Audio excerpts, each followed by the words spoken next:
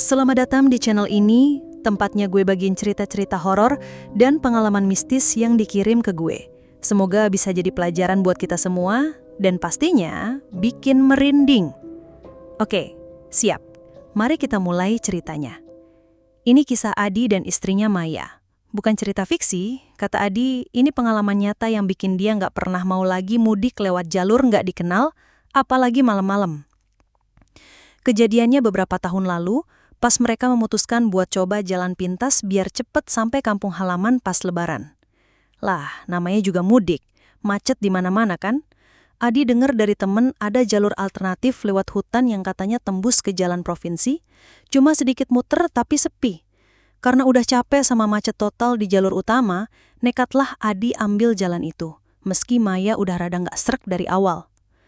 Awalnya sih biasa aja, jalannya aspal tapi sempit.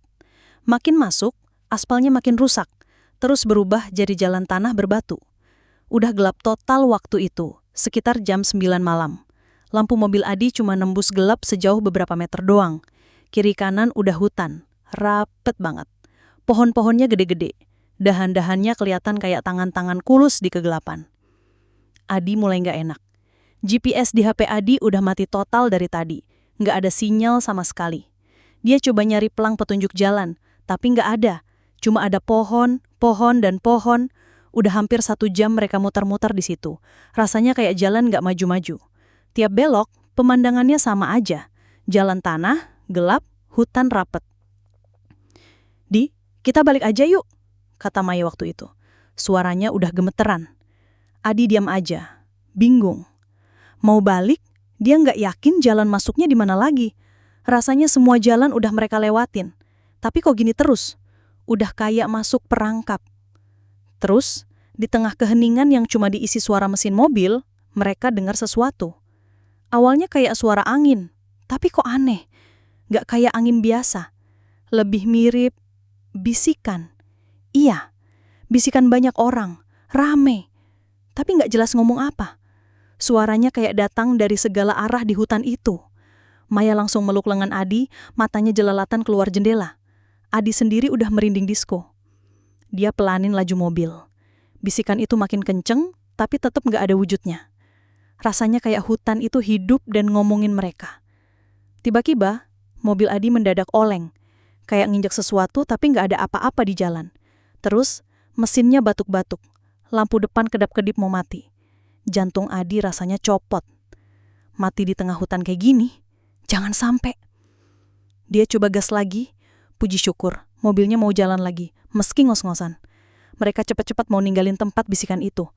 Tapi nggak lama, mereka lihat sesuatu di depan.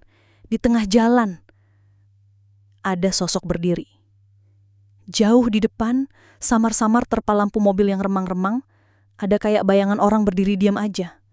Nggak bergerak. Adi dan Maya langsung tegang. Siapa di tengah hutan gini malam-malam? Adi pelanin mobilnya, siap-siap. Maya udah nutup mulutnya, mukanya pucat pasi. Sosok itu makin deket. Makin deket. Waktu jarak udah nggak gitu jauh, lampu mobil Adi yang kedap-kedip sempat nyala terang sesaat. Dan di situ mereka lihat wujudnya dengan jelas. Itu bukan orang. Atau mungkin tadinya orang. Sosok itu berdiri di tengah jalan.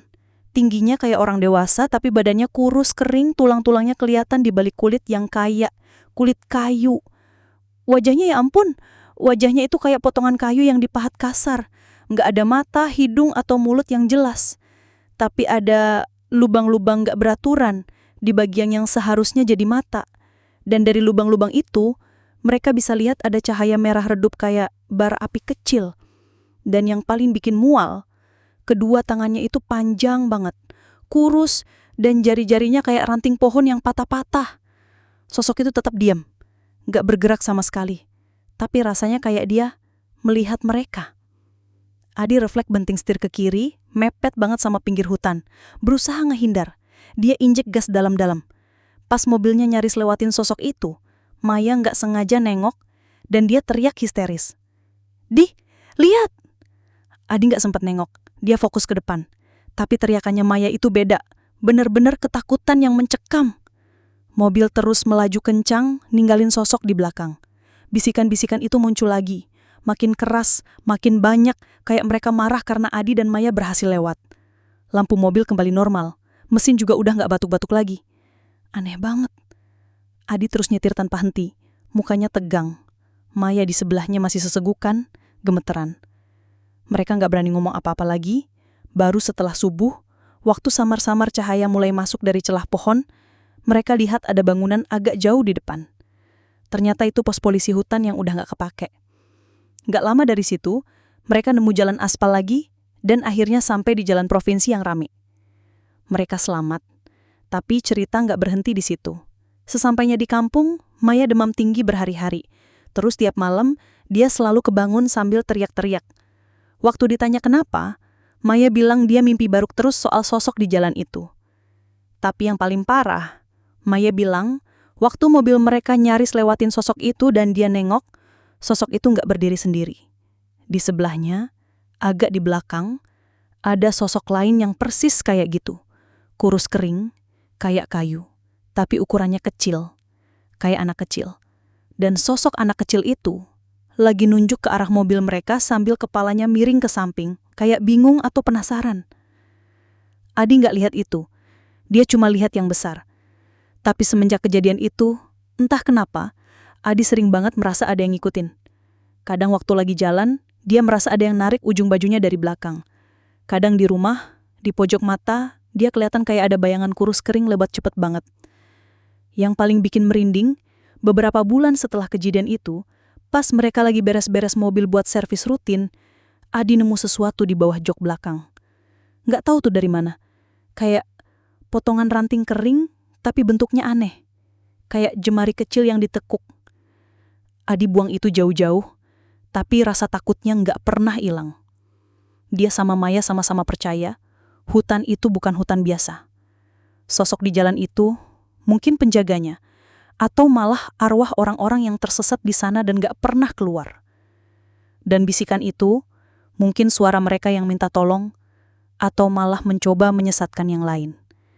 Mikirin itu aja, udah bikin bulu kudit berinding kan? Hati-hati ya kalau mudik, jangan nekat ambil jalan